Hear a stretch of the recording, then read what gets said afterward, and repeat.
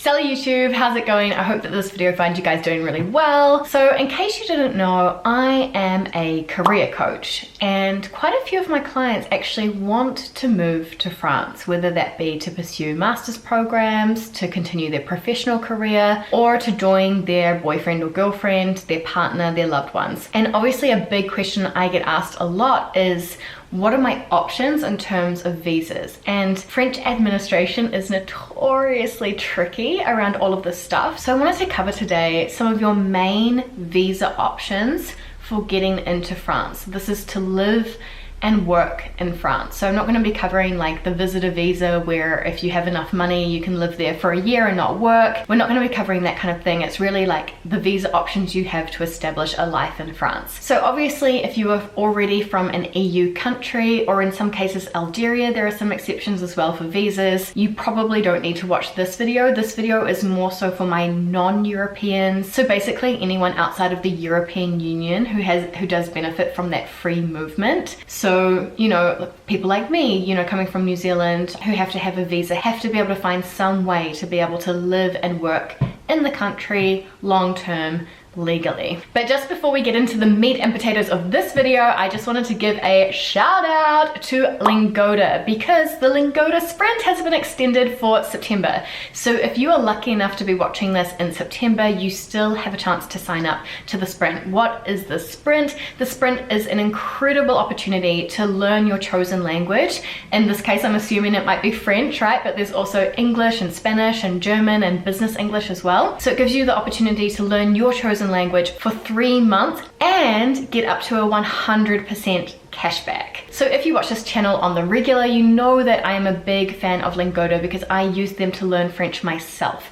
And what works really well with Lingoda is that you take the lessons online. There's an online platform. It connects you with native qualified professors from all over the world, so you can find a time slot so easily 24/7. You can learn anywhere, anytime, makes it so easy. And the classes are such high quality as well. They're very small group classes. They only average 3 students per class, and they're really good content and curriculum, and it's all laid out for you on the website in terms of the topics you should choose for your level, and it's just so well done.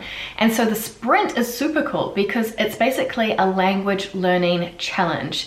And you know how you always want to learn the language, like it's the thing that you should be doing and you need to make more time for, but you never actually get around to it? You're probably lacking a little bit of accountability, right? And the Sprint keeps you accountable because how it works is with the Super Sprint, you take 30 classes per month for 3 months, and if you attend and show up to all of them, you get a 100% cash back, which is insane. So it's really rewarding the most motivated and dedicated of you all. And then if you choose to do the Sprint, it's a little bit lighter, so it's 15 classes per month for 3 months.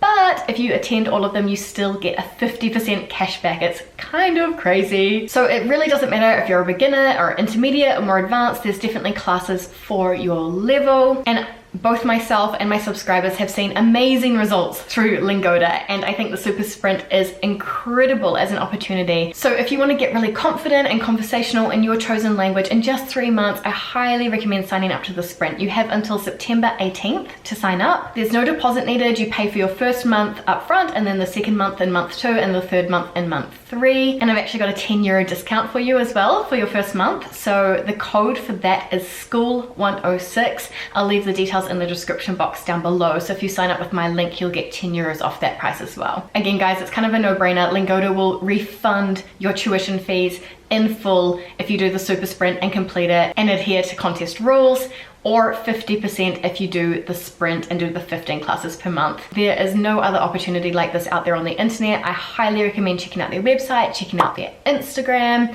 and reading some more testimonials and success stories and all that kind of stuff. And otherwise, happy learning, enjoy, and let me know how you get on. All right guys, so now that we've got your French language learning sorted, let's jump into the video around the visas and how you can legally gain entry and live and work in France. So the first visa option I wanted to touch on really quickly is the working holiday visa. I'm just gonna touch over this very briefly because there's only a few countries that have this relationship with France, where you have 1 year to come to France, work full time, and enjoy the country. So the countries include, and I'm just going to read off my list, I've got Argentina, Australia, Canada, Japan, New Zealand, South Korea, and Hong Kong for that one. Now the working holiday visa is great if you just want to stay for a good time, not a long time, because at the end of a working holiday visa, you're not legally actually allowed to renew it and transfer it into a different visa type. So for example, to a, salaried worker visa or a relationship visa or anything like that, anything more permanent and stable, you're not actually meant to be able to transition to that from a working holiday visa. So in theory, and I know there's like a few people have slipped through the net in the past and stuff like that, but in theory, if you've been on a working holiday visa, you absolutely have to return to your home country at the end of those 12 months and find another way to get another visa to come back to the country if you want to. So that's there, it's good for an experience, but it's not necessarily, a pathway to citizenship or anything more long-term. Now, the next option I want to talk to you about is the visa I use to get into France and the visa that I recommend to almost all of my clients really, which is the student visa. And I just want to put this into perspective for a second, because we are probably going to be working for 40 to 50 years of our lifetime. And a lot of people say to me, oh, I don't want to go back to study. I don't want to go and get my master's. I don't want to, take a year out or maybe even 18 months out or 2 years out to get qualified. And like, I've already got my degree, or I've already maybe got my master's degree. Like, I don't want to have to do another year of study, whatever that is. And I understand that, but hear my case. When you study in France and you get in on a student visa, firstly, the visa situation's easy. And secondly, it gives you so many options, and I'll go into them after studying, that will actually allow you to stay there long term. Like, studying in France unlocks really great visa options and actually removes the need for companies to sponsor you. So I'll talk about that a little bit later, but it's huge. Not only this, but the French people are very, very into qualifications, degrees. Like, you cannot have a professional career in France without a master's degree. Like, it's basically not going to happen. If you want to work for big companies, if you want to work, well, not even big companies, but if you want to work in the professional realm for companies in a profession, for example, marketing, human resources, finance, whatever, you need a master's degree. It's a non-negotiable. So there's that basically, ticket to entry factor. There's also, it gives you the chance to learn and perfect your French as well, and build networks where a lot of jobs are being filled in France is via networks as well. So that's another huge reason. But a massive reason that not a lot of people know about is that if you study, and I didn't do this, I only studied for 1 year in France, but if you study in France for 2 years consecutively, you can fast track the citizenship application process.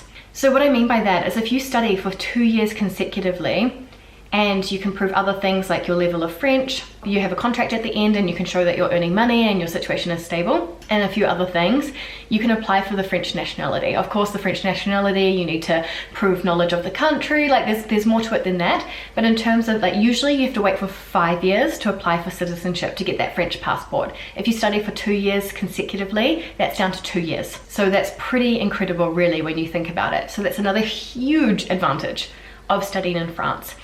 And another huge advantage of studying in France is that they almost 100% of the time offer apprenticeships and internships. So you earn money while you study. Sure, it might be like minimum wage, but you're earning money while you study. So in terms of, the bigger picture and life sacrifice, if you need to take out a loan for your fees and work part-time and do your internships and stuff to pay your way in France for a year or 2 years, think about the long-term gain, right? Because if you graduate in France with a degree, Masters 1, like first year of a Masters, or a Masters 2, second year of a Masters program in France, you unlock what's called an APS jeune diplômé. And an APS jeune diplômé actually allows you to job hunt. And it allows you to job hunt for 12 months following graduation and work for 964 hours, which is the equivalent of working somewhere full-time for 6 months or part-time 20 hours a week for a year. And it does this so that you can look for work. Now, if a company offers you a job, and they can offer you a job very easily from this status, they can change your status to a visa which is called a talent passport, which actually lasts for 4 years and is renewable. And the best part is that the company does not need to sponsor you. It's incredible. You can be from anywhere in the world If you study in France, graduate, and then go job hunting, you do not need sponsorship, and you can unlock this 4-year talent passport. It's pretty crazy when you think about it, and your life in France is effectively set. And yes, you can change companies as well on that talent passport. Like you need a contract. So if you get another job offer with another contract reaching the minimum standards, it's usually about 36,000 euros per year. You can transfer it as well. So hands down, my favorite option to get into France, you know, and I'm saying take a loan for your fees. I don't know, you might have the money saved, you might have scholarships, you might have a program like the one I did where the company is within a apprentissage system where the company pays for your fees. Like there are so many ways around it, but honestly, hands down, I think that is the best gateway to entry in France, because you can change to the talent passport afterwards, or if you've gone there to join your partner, like I did as well, you have the year to gather the documents, you know, have your names on joint bills, like prove that you are in a relationship, live together, all of that kind of stuff. And if you get paxed, which I can talk about a little bit later as well. I've actually got an entire video on how to get paxed. It's basically the equivalent of a civil union. If you do that, you also have the option for a relationship or a spouse visa. So if you can prove that you've lived together for a year and that you're in a very stable relationship and you get paxed at some point within that year, you can get a relationship visa as well, which lasts for 2 years, which is renewable. So it just provides so many options. But anyway, I'm going to jump into some other cases because you might also have access to other visa types depending on your situation. Oh wait, just one thing on the studying in France thing that I find quite interesting is that if you get a master's degree in France, at a French institution in France, and then you leave or go home or whatever, you have 4 years after graduation to come back, and you have another visa type which you can apply for, which is a job search or business creation visa. So it actually gives you a window of opportunity to come back to France as well, which is super cool. The next visa type I want to talk about is what's called an EU Blue Card. So it's talent passport with the mention of EU Blue Card. So this is for more established professionals, people who have already started their careers. And to get an EU Blue Card, basically you need to have at least a 3-year long qualification, so the equivalent of a bachelor's degree, and 5 years of experience in your field, and to get a job offer of a certain amount per year. So obviously this will date the video if I give the exact figure, but in France it's around 55,000 euros per year. So if you can get around 55,000 euros per year as a job offer, you will qualify for this EU Blue Card talent passport, which actually unlocks your access to other European countries as well. So I won't go into all the details, but that's very interesting for someone who is highly qualified, has work experience, and is pretty sure that they're going to earn in excess of around 55,000 euros per year. Then that could be a great option for you as well. And again, when you're applying to jobs, you would just have to say something like, you know, visa, talent passport, EU Blue Card candidate, or something like that, so that you can have those conversations with the recruiters. So that card specifically lasts for 3 years. It can be renewed once, and then you can apply for a 10-year residency permit. Another visa option now for France is La French Tech. So this is how it's kind of called colloquially,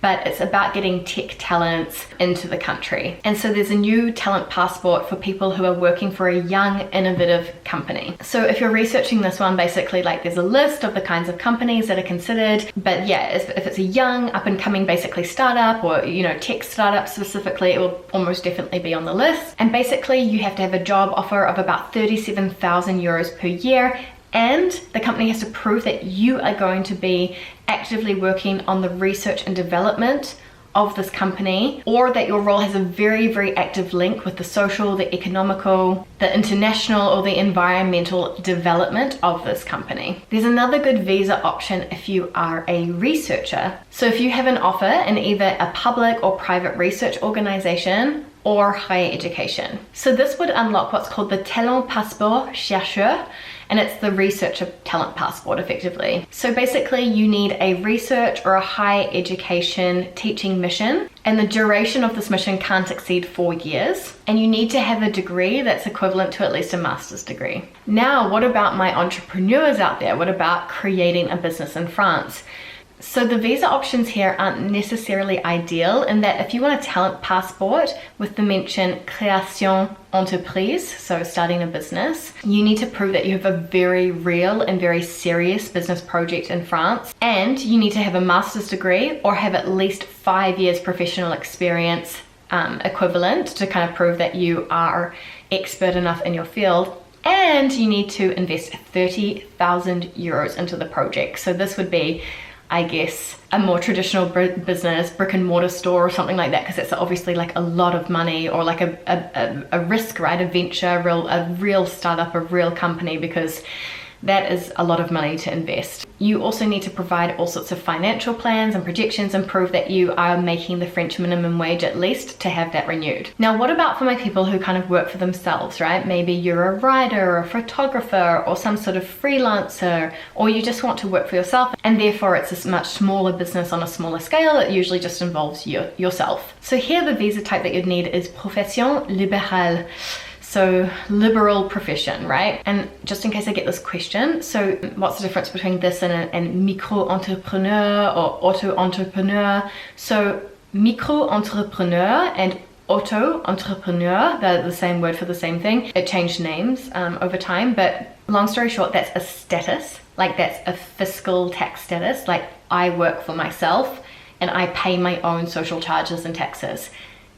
You can't, like, it doesn't give you the right to live somewhere. So it's like once you're already living in France with a visa, you need your visa first. You could be, for example, you could be a student and a micro-entrepreneur. You could be a salaried worker and a micro-entrepreneur. Or you could get this profession libérale status, this visa, and become a micro-entrepreneur. And so in this way, you do still need this visa. And so the profession libérale visa, it's not an easy visa to get. So much like creating a business in France, you actually have to pull together and prove that you have a very solid business plan. You have to do all sorts of like financial work, financial projections, like prove that you've got a solid concept, prove that you have the expertise to do this. So maybe you would show receipts and invoices of previous clients. Maybe you would show your expertise, so your degree, if it's related to what you studied, like anything that you can pull together that proves like that you're legitimate and eligible to actually give this a decent go and actually create something successful. If you were a YouTuber or a blogger, maybe you would provide links and any statistics that you have on views and how much money you've made and all that kind of stuff. So it starts to really stack up. Now, what can really help in this application is actually contacting people in France and having a first, let's say, clientele. So even 5 to 10 examples of people writing in and saying that they are ready and willing to work with you, for example.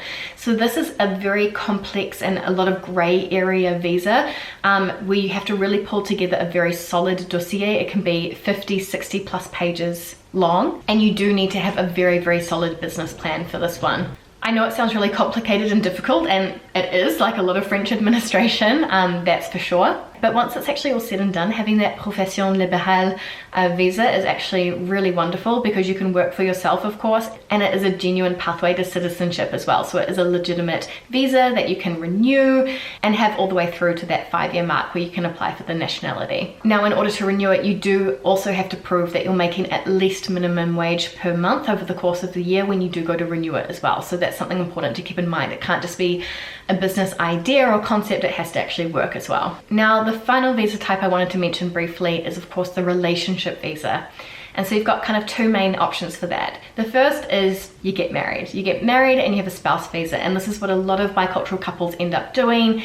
And what they do is they legally get married, knowing that one day they'll have a wedding and stuff when it feels right. But administratively, this is the reality of their situation and the relationship that they've chosen to be in. And so you might just need to get married. Another option is to get the spouse visa, which has very, very similar rights based on the PACS, right, which is the civil union I mentioned earlier. But in order to do this, you need to prove that you've been living together for at least a year in a stable relationship, and it has to be the year in which you apply, and it has to be within France. So if you've lived together for 5 years, you know, abroad, too bad, it doesn't count. So you still need a visa to get into the country, to live together for the full year, to get PACS, to, you know, get all the paperwork together and then go for that. So that's why I said before that maybe getting the student visa is actually quite a good idea. So guys, I really hope this helps anyone who's considering maybe moving to France and needs to figure out a visa. I'm gonna link some links down below, some good resources that you can use to figure out your specific individual visa situation. Of course, I'm not an immigration expert, but I wanted to really say my piece and help anyone out there who just doesn't know where to start, because I know what that feeling's like. I know like how overwhelming it is when you just don't know what options are available to you. These aren't the only options, these are the main ones. So again, check out the links down below, look at the official, websites with the official information, but I hope that this is a starting point to help you clarify your thinking and give you some lines of investigation to pursue as well. As always, if you have any video requests for me, feel free to drop them down below in the comments. I'll definitely check them out and get back to you. And otherwise, I'll see you guys in the next video. Aviento!